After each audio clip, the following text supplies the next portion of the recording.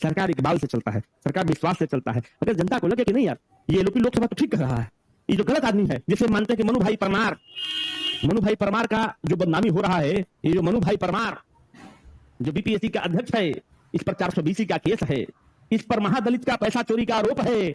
आपको क्या लगता है कि जब बच्चे इसके खिलाफ आवाज उठा रहे हैं तो किस पर हमला हो रहा है? इस नमूना को कुछ हमला हो रहा है, ये तो नमूना आइटम है, ये तो जहां रहा है इसके ऊपर आरोप है। हम ये नहीं बोला कि चोर है, पर इस पर आरोप है 420 का, दुनिया भर का इस पर आरोप है, महादलित पैसा चोर का इस पर आरोप है। तो आपको क्या लगता है कि वो हमला बीपीएससी चेयरमैन पर है? ना, गलत हो यार, इस हमला इस पर नहीं है, यह सरकार पर हमला है, सरकार के इकबाल पर प्रश्न है।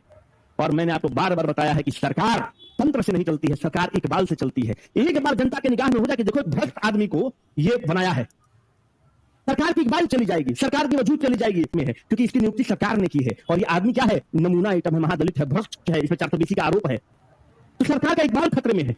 I am getting this is the importance.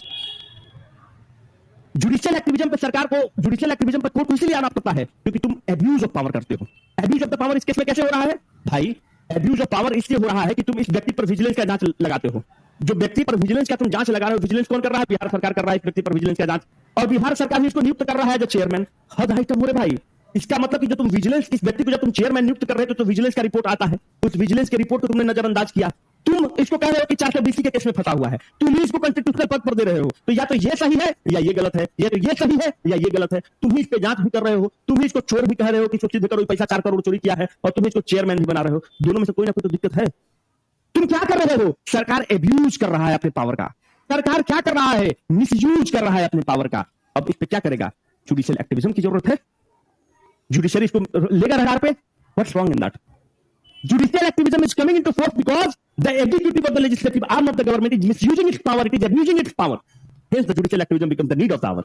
Are you getting this?